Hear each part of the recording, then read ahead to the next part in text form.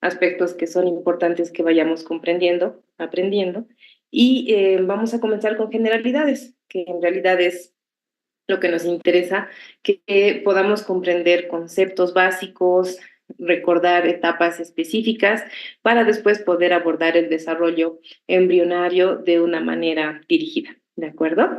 Entonces, vamos a comenzar, vamos a compartir, ahí está, perfecto.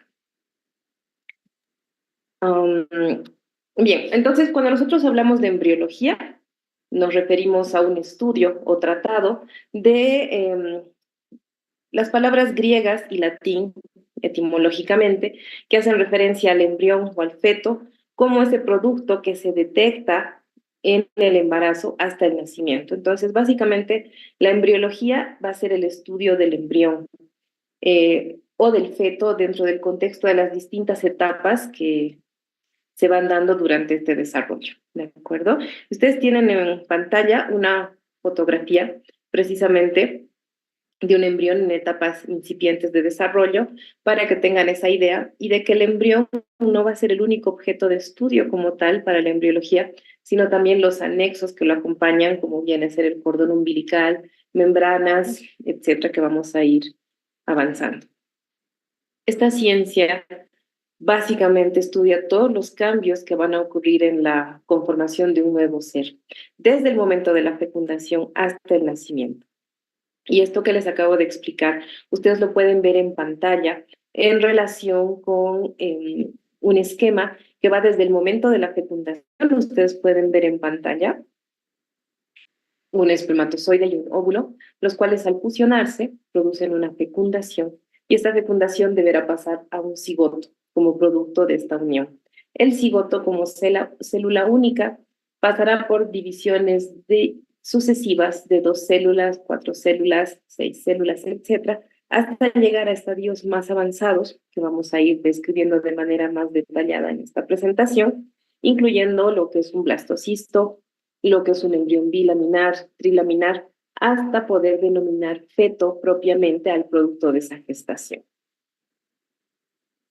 Ahora, yo les decía previamente que la embriología va a incluir el estudio de los anexos extraembrionarios. Anexos extraembrionarios tales como el cordón umbilical, que permite la comunicación materno-fetal desde todo punto de vista, ya sea alimentación, nutrición, eh, respiración, intercambio de metabolitos y toxinas también. Tenemos también el corion, el amnios y el alantoides, que entre otras funciones se encargan de proteger al embrión que está en desarrollo, proteger su espacio y permitir un adecuado crecimiento, incluso respecto a la forma del embrión. Y el saco vitelino, que va a ser una estructura muy incipiente con una etapa de saco vitelino primitivo a una etapa de saco vitelino definitivo, que como van a ver ustedes conforme vayamos avanzando, va a poder formar parte del embrión con el proceso de plegamiento del embrión, ¿de acuerdo? Todas estas estructuras son las que vamos a estudiar desde el punto de vista de la embriología. Ustedes tienen en pantalla dos gráficos. El primero, el pequeño, es un esquema, un gráfico que señala estos anexos extraembrionarios y señala al producto de la gestación. Todo esto en conjunto es un saco gestacional. Y la fotografía que tienen en pantalla también nos señala cada una de estas estructuras de manera específica. Entonces, con lo que yo les acabo de explicar, vamos a ser conscientes de que la embriología va a permitir hacer distintos alcances para el organismo humano. Por ejemplo, nos permite hacer un análisis de la compleja organización y estructura del cuerpo humano, desde el momento de su inicio hasta todo el desarrollo y el nacimiento, buscando siempre una comparación con el desarrollo adulto para especificar a qué órganos corresponde y qué funcionalidad va a tener.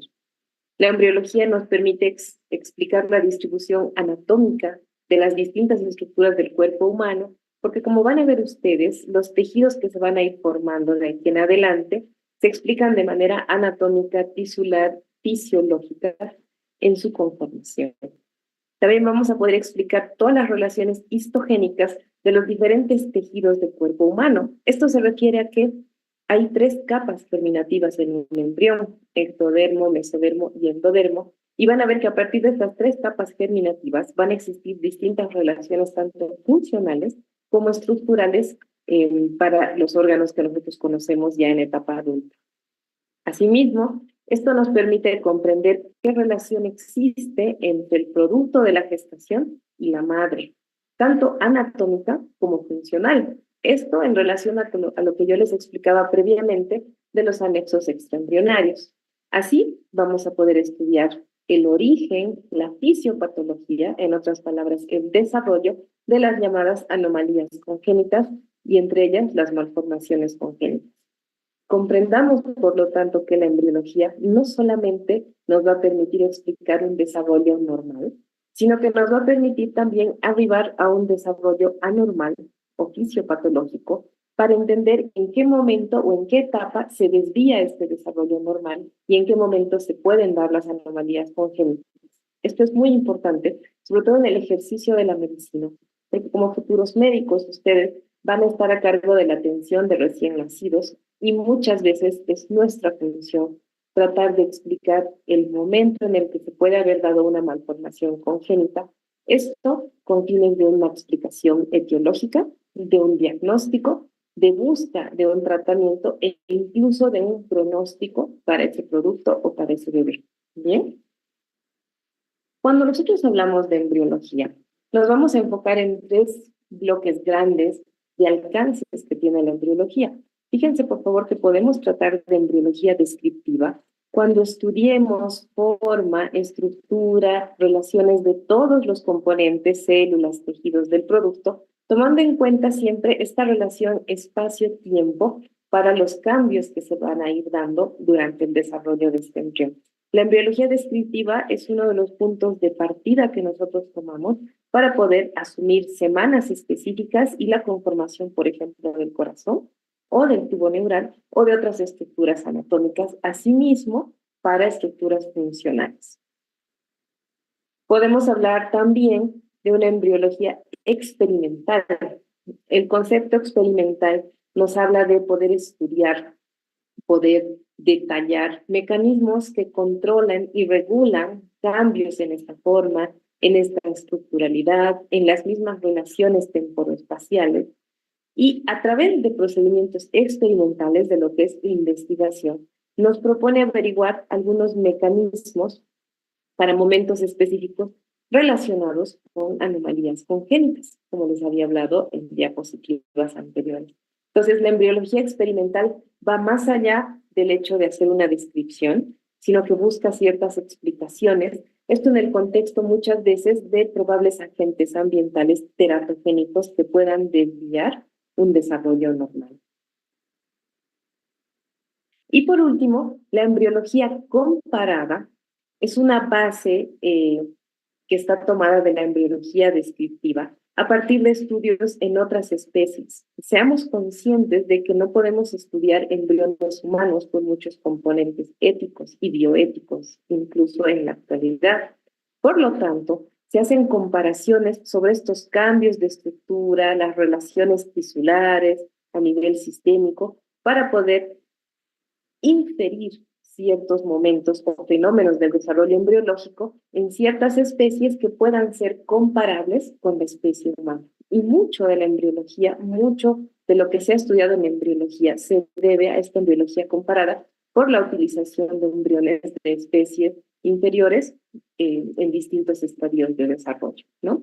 Se han hecho estudios en embriología comparada en distintas especies, partiendo incluso de insectos, partiendo de peces o de mamíferos para llegar a conclusiones específicas en relación con el desarrollo de la especie humana.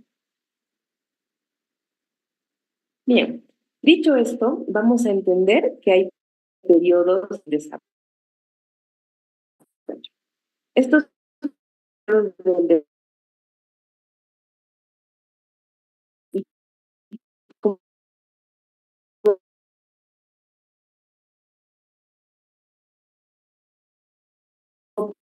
pueden ver hasta los 20 años, Hablamos de juventud hasta los 25 años, la adultez hasta los 60 años, y pasados estos 60 años entramos en lo que se denomina vejez. Nosotros, desde el punto de vista biológico, vamos a dedicarnos a la etapa prenatal, lo que es la gestación. Embrionario, van a continuar desarrollándose durante las distintas etapas de nuestro desarrollo humano. Esto lo van a poder ver ustedes más a fondo, Dios mediante, cuando estén en primer año de medicina, para que podamos ver detalles más específicos. Les ruego, por favor, precaución con los micrófonos. Muchas gracias. Bien, ustedes tienen en pantalla un esquema con distintas etapas de ese desarrollo del ser humano, ¿no? Entonces, en el punto de partida tenemos un embrión que tiene una estructura humanoide, pero no ha llegado a tener esa estructura o esa forma esperada para atribuirse a la especie humana. Fíjense que en el siguiente dibujo que les estoy señalando en este momento, sí tenemos una estructura más similar a lo que esperaríamos para la especie humana, lo propio para las siguientes que van avanzando, ¿no? Y esto es importante entender, porque se ha visto que el desarrollo embrionario en la embriología comparada no permite de manera morfológica distinguir si se trata de un embrión de una especie u otra hasta cierta etapa.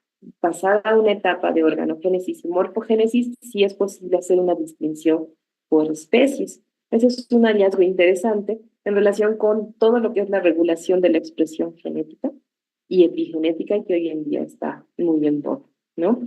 Ahora, pensando en el momento del nacimiento, vamos a ser conscientes que ahí hay un cambio de ambiente para el producto. Por lo tanto, tenemos una etapa de desarrollo intrauterino, lo que es la gestación, y una etapa de desarrollo extrauterino a partir del nacimiento. La embriología nos permite conocer estos periodos de desarrollo prenatal, lo que es antes del nacimiento o el desarrollo intrauterino propiamente dicho.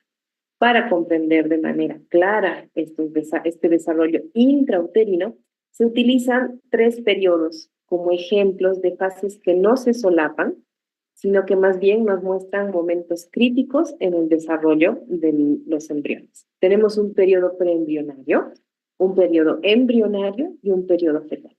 De acuerdo con algunos autores de distintos libros y artículos científicos, el concepto preembrionario está todavía por terminar de acuñarse por muchas acepciones desde el punto de vista incluso bioético o de investigación. Sin embargo, nosotros, para la bibliografía que hemos tomado para estas presentaciones, nos quedamos con el concepto preembrionario, embrionario y fetal. Ustedes tienen en pantalla ahora un esquema que muestra distintos gráficos, distintos periodos y distintas semanas que vamos a ir estudiando de manera detallada de aquí en adelante. Para que tengan un pantallazo grande, ustedes tienen el momento de partida, que es la fecundación, que involucrará un periodo posterior preembrionario, también llamado presomítico o germinal, que abarca aproximadamente hasta la 3ª semana de gestación. En otros casos mencionan 2 semanas y media de gestación. Y en este caso se muestra un dibujo que esquematiza una célula, un cigoto que se ha clivado, que se ha dividido en 2 células. Estamos del momento de la fecundación a esos primeros momentos o etapas en las cuales hay segmentación de distintas células para empezar a formar el embrión, ¿de acuerdo? Pasando la 3ª semana hasta la 8ª semana, casi 9ª, está asentado el periodo embrionario o somítico. Este es el periodo crítico y más importante en el desarrollo de todos nosotros y de los productos que vienen de aquí en adelante. ¿Por qué? Porque en este periodo embrionario vamos a tener un proceso clave denominado la organogénesis. En otras palabras, es el momento o la etapa en la que se van a desarrollar los distintos órganos del componente humano. Nos referimos al corazón, al tubo neural, sistema digestivo, entre otros, ¿de acuerdo? Y aquí es importante entender que esta organogénesis no solamente se va a dedicar a la parte estructural, sino que muchos órganos, ya como brotes pequeños, empiezan su desarrollo funcional. que vamos a ver poco a poco cómo se va a ir dando, y esto se logra gracias a la diferenciación histológica o de distintos tejidos. La exposición a cualquier agente ambiental durante este periodo embrionario o sonítico aumenta el riesgo de malformaciones congénitas precisamente porque estamos asentados en estas etapas en las cuales se van a formar muchos de nuestros órganos internos. Muchas mujeres no sabemos que estamos embarazadas hasta la 9ª semana de gestación porque estamos hablando aproximadamente de 2 a 3 meses de gestación, donde a veces no se toman las precauciones necesarias. Y como estudiantes de medicina es que es importante que seamos conscientes de este componente, ¿de acuerdo? En el gráfico está dibujado un embrión. Como pueden ver, y les decía previamente, no tiene la estructura humanoide esperada todavía. Incluso se puede apreciar un extremo caudal como una pequeña cola. Ustedes van a ver conforme avancemos en las diapositivas durante todo este curso, cómo esto va a ir cambiando para dar la forma del periodo fetal. Y el periodo fetal es el que va a comenzar desde la semana 9 hasta el momento del nacimiento. Así que estamos hablando de por lo menos unos 7 meses o 6 meses de periodo fetal. Durante este tiempo, lo que vamos a tener es crecimiento del embrión, aumento de volumen, aumento de la capacidad funcional y, por lo tanto, maduración para poder sobrevivir a el ambiente extrauterino. Estas 3 etapas, a grosso modo, son realmente muy importantes y nos permiten sentar la importancia del conocimiento de la embriología para saber los momentos específicos en los que se puede dar distintas exposiciones para anomalías congénitas. Explicado esto, entenderemos que el desarrollo de un embrión, el desarrollo embrionario, se va a dar a partir de una célula por una serie de cambios que van a involucrar procesos moleculares, procesos celulares, procesos tisulares, procesos fisiológicos y prácticamente sistémicos. Vamos de lo pequeño a lo grande. Y como les decía previamente, estas etapas que yo les acabo de describir no necesariamente van a comenzar cuando termine la otra. Pueden tener este solapamiento, pero nosotros, la parte científica, prefiere hacer esta división para que sea más fácil la comprensión y la capacidad de la conducta que nosotros vamos a asumir cuando se deba buscar algún tratamiento o algunas formas de prevención. Muy bien. El gráfico que ustedes tienen en pantalla en este momento, yo considero que es el gráfico que resume toda la presentación del día de hoy. Este gráfico es muy importante, se los recomiendo mucho, que lo estudien, que lo tengan en mente, porque involucra días, como pueden ver en la parte superior, involucra semanas de gestación, esclarece los periodos en los cuales nos encontramos para ese desarrollo, esclarece procesos biológicos que vamos a ir revisando uno por uno y además nos introduce a nombres nuevos que a partir de ahora ya nos van a ser familiares, como son cigoto, blastocisto, disco bilaminar, disco trilaminar, embrión y feto. Entonces vamos revisándolo de manera detallada. Fíjense, por favor, del día 0, que se daría la fecundación, o la semana 0, que se daría la fecundación, el periodo preembrionario va a ir hasta terminar esta 3ª semana, ¿de acuerdo? Estas 3 semanas de gestación van a involucrar procesos biológicos, como ser la segmentación, que quiere decir que de una célula vamos a tener 2 células, 4 células, 8, 16, o sea, segmentación por varias divisiones mitocondriales. Va a haber un proceso de cavitación cuando ustedes vean que ese conjunto de células denominado mórula se empieza a llenar de líquido en una zona para permitir la presencia de un espacio que le va a dar el nombre de blastocisto, ¿de acuerdo? Y otro proceso biológico importante, ya entrando a la 3ª semana, es la gastrulación, que se define como la diferenciación de 3 capas germinativas básicas. Estas 3 capas germinativas básicas van a ser el endodermo, el ectodermo y el mesodermo, ¿de acuerdo? Otros procesos que se van a ir dando durante este periodo preembrionario incluyen el traslado, que va a ser por la trompa uterina de este huevo fecundado hasta la cavidad del útero, y la implantación en el endometrio uterino. ¿Ya? Esos son procesos que vamos a ir siguiendo también de manera detallada cuando nos toque el pene. Con lo que les acabo de explicar en el periodo preembrionario, revisemos los nombres que están en la parte inferior de la tabla.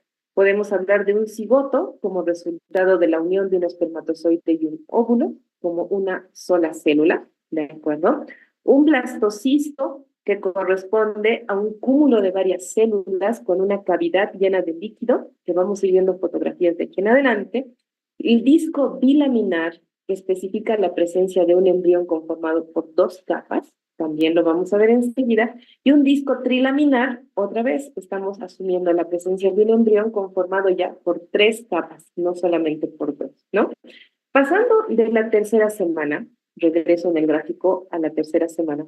Fíjense, de la tercera semana hasta la octava, ingresando a la novena, el periodo se denomina embrionario. También está el concepto somítico, para lo que se refiere al número de somitas que se van a ir diferenciando en el cuerpo del embrión, ¿de acuerdo? Eso vamos a verlo más adelante, ¿sí? Un evento clave a partir de la tercera semana es el plegamiento del embrión. El plegamiento del embrión involucra que nosotros tengamos un embrión así, horizontal, y que a partir de la tercera semana pueda hacer esto, plegarse sobre sí mismo. Este plegamiento nos permite morfogénesis, organogénesis e histiogénesis de manera específica, sobre todo en relación con el endodermo que vamos a ir avanzando después, ¿sí? Entonces, el nombre en este caso es un embrión que va desde la cuarta hasta la octava semana, ¿listo? Y a partir de la novena semana en adelante, solamente nos queda el periodo fetal, les vuelvo a repetir, donde vamos a crecer, madurar, y además vamos a tener mayor funcionalidad. ¿De acuerdo? Entonces, este gráfico, repito, es el resumen de la clase del día de hoy. Estudienlo las veces que puedan. ¿Sí? Bien, vamos repasando de manera detallada. Partiremos del día cero, que les había explicado en el gráfico anterior, y para cada una de estas diapositivas yo les voy a hablar de las estructuras embrionarias, el proceso biológico o los procesos biológicos, en qué lugar anatómico está dado este proceso biológico y de qué periodo se trata. Fíjense que la fecundación del día cero, como proceso biológico, involucra la formación del cigoto. Esto se va a dar en la trompa uterina, en el tercio distal. Y esto lo podemos entender de mejor manera en la fotografía y en los gráficos que están en la parte inferior de esta diapositiva. Ustedes tienen perdón, una microfotografía de un espermatozoide ingresando al óvulo. Ese es el momento preciso de la fecundación. El tema de fecundación es más complejo de lo que tenemos en mente.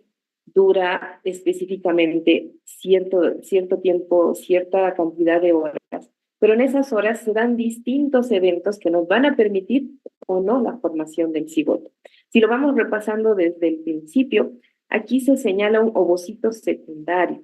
Un ovocito secundario es un óvulo que ya ha pasado por distintas etapas de maduración.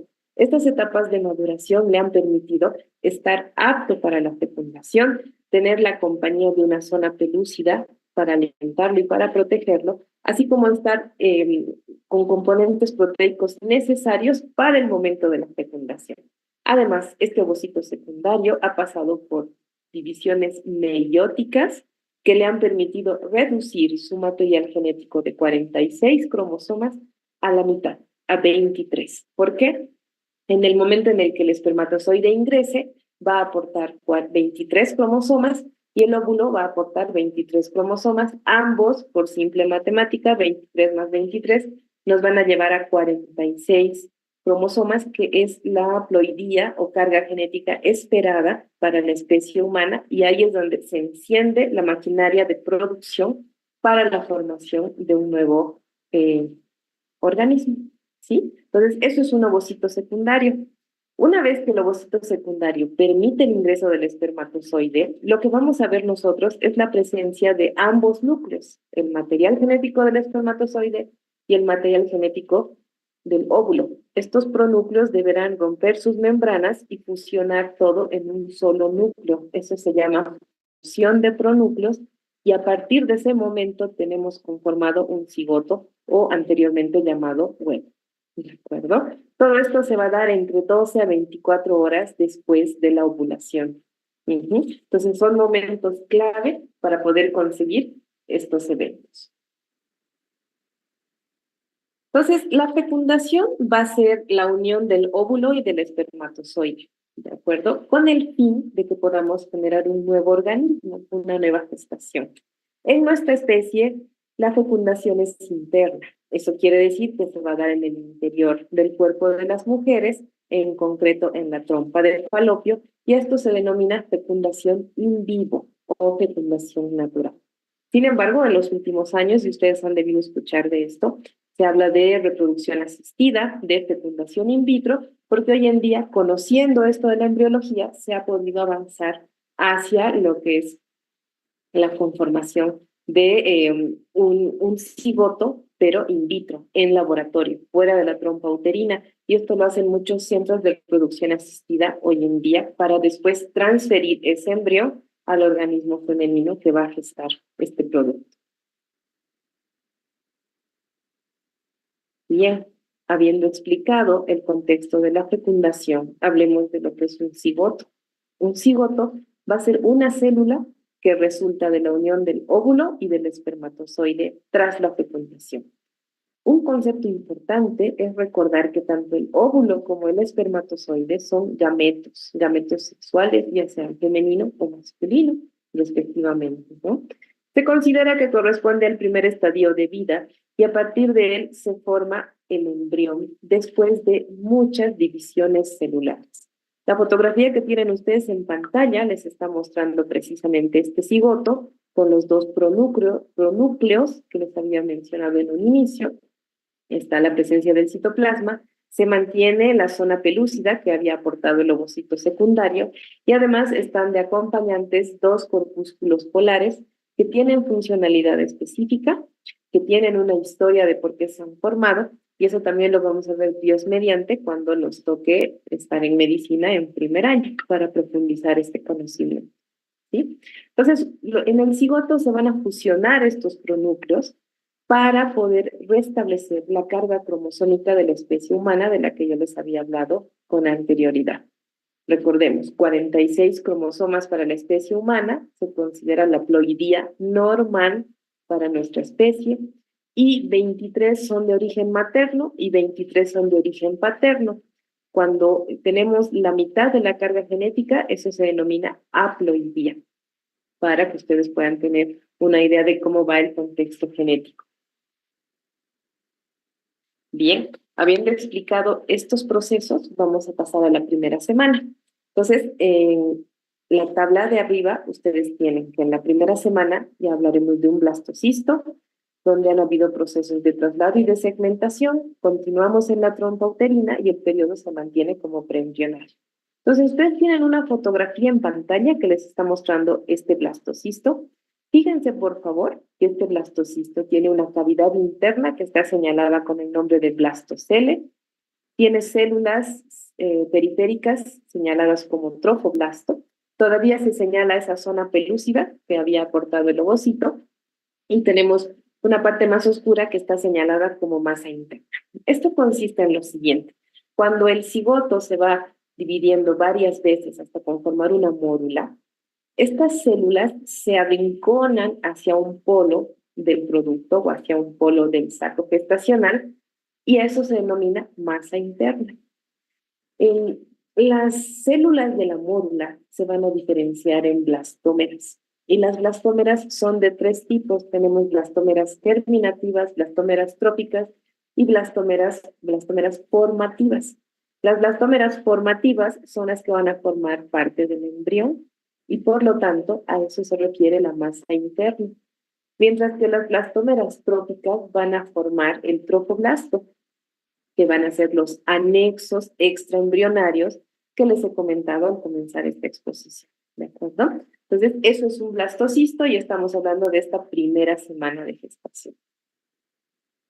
La segmentación, para verla de manera detallada, involucra la presencia del cigoto, y después van a haber varias divisiones mitóticas repetidas y sucesivas para poder llegar a un número específico de células, hasta una mórula y posteriormente a un blastocisto. He explicado aquí un concepto de divisiones mitóticas para recordarles que las células se dividen de dos formas, como células somáticas, que es las divisiones mitóticas, y como células germinales por divisiones meióticas. Entonces, la segmentación se va a dar por divisiones mitóticas, entendidas como aquellas que nos van a permitir tener la misma carga genética división tras división y por lo tanto la célula hija resultante es idéntica a la célula madre. Esas son las divisiones mitóticas. Si pasamos a la segunda semana, nosotros podemos ya hablar de un embrión bilaminar. Aquí el proceso biológico más importante es la implantación. Después del traslado que ha tenido, este blastocisto debe caer a la cavidad uterina e implantarse a nivel del endometrio como una reacción residual, todavía en proceso preembrionario. Y como pueden ver ustedes en el esquema que tienen en pantalla, precisamente estamos viendo el endometrio con tonos rosados. En color verde están las células tróficas que forman el tropoblasto y que van a ser parte de los anexos extraembrionarios. Y tienen señalados el epiblasto y el hipoblasto con colores amarillo y con colores azules. ¿Esto qué quiere decir? Que el embrión como tal está conformado por estas dos capas de células, está rodeado por células tróficas y tiene una cavidad llena de líquido y este líquido es el que está alimentando a esas células. Esa es la característica para un embrión de 2 semanas, el llamado embrión bilaminar. Además que se inicia el desarrollo de los anexos extraembrionarios. Y en la tercera semana ingresamos ya al concepto de un embrión trilaminar. El proceso biológico clave es la gastrulación. Esto se da ya con un embrión implantado a nivel del cuerpo del útero.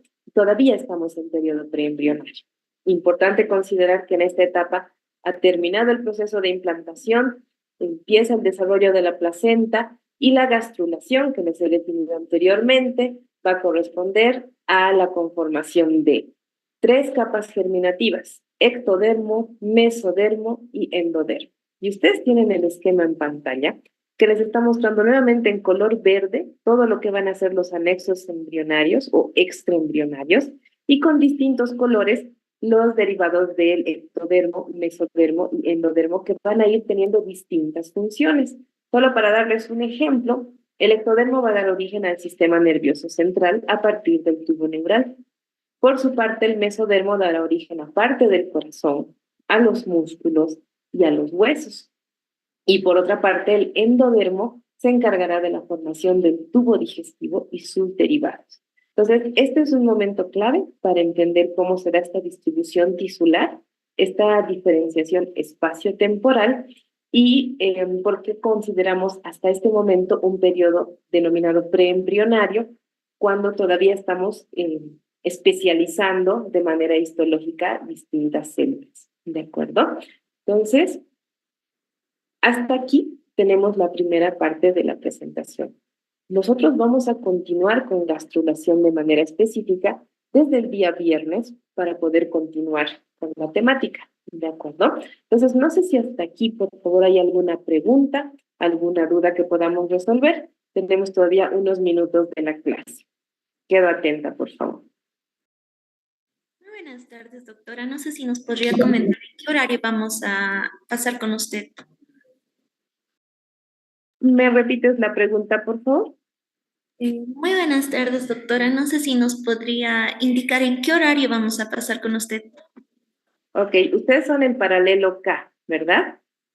Yo tengo el horario con ustedes desde las 3 de la tarde hasta las 3:45. Ese es el horario que tenemos para embriología. ¿De acuerdo? Sí, pero ¿qué días serían? Perdón, eso más si nos podría Lo que, mencionar. según me han asignado para el paralelo de ustedes, son los martes y los viernes en ese horario. Muchas ¿Ok? gracias. De nada. ¿Alguna otra pregunta más? Muy bien. Entonces, Pues yo creo que el día de hoy hemos avanzado cosas importantes. Los voy a dejar, ¿sí? Que tengan buen resto de jornada y estaríamos en contacto para la próxima clase.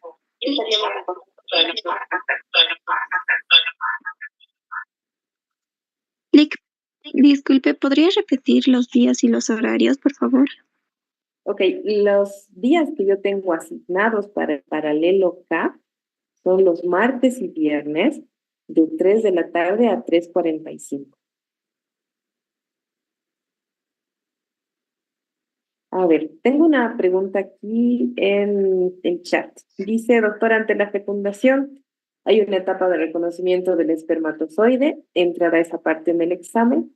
Bien, sobre la primera parte de la pregunta, efectivamente hay una etapa de reconocimiento del espermatozoide y esto es algo que les decía que se ve de manera más detallada ya en la carrera de medicina como tal. Por lo pronto nos han indicado que lo que está en las diapositivas es lo que va a entrar en el examen, ¿de acuerdo? Y hasta lo que hemos visto aquí es lo que yo les puedo informar.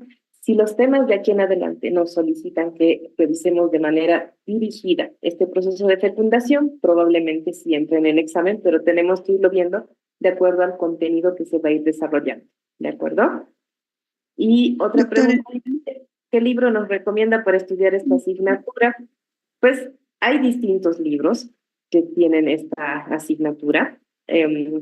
Por ahora nosotros como docentes del facultativo no podemos sugerir libros de manera dirigida por muchos contextos, ¿sí? Yo ahí les pediría que ustedes vayan revisando lo que hay de la literatura médica, lo que tengan de acceso, ¿de acuerdo? ¿Otra pregunta? Abro el micrófono.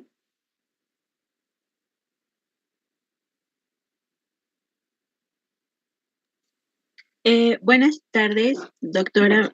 Quisiera, no sé, una duda sobre que nos van a dar un libro de capacitación o de los temas.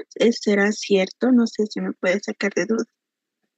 Pues yo preferiría que esta información sea dada de manera oficial por el representante docente para el prefacultativo. Por ahora yo estoy autorizada de darles información respecto al tema que he expuesto con ustedes, pero yo voy a hacer llegar su duda al representante docente para que les puedan informar. ¿De acuerdo? Está bien, doctora, muchas gracias. Ok, yo los voy a dejar porque va a ingresar el otro docente. Les agradezco mucho por su atención. Una pregunta más, ¿ok? Dice, ¿cómo se puede diferenciar entre trofoblasto y masa celular interna? Bien, la masa celular interna es la que está en un polo del saco gestacional, como han visto en la fotografía, mientras que el trofoblasto es la parte circundante, lo que está en el borde, ¿sí? Eso es lo que habría que terminar de explicar. Ujú. Bien, y bueno, me preguntan qué era la cavitación. Es la conformación de una cavidad dentro del desarrollo del saco gestacional. ¿Listo? Bueno, yo les agradezco mucho por su atención. Estamos en contacto para el día viernes y ahí podemos continuar viendo algunas preguntas y con la continuidad del tema. ¿Listo? Que estén muy bien. Buenas tardes. Hasta luego.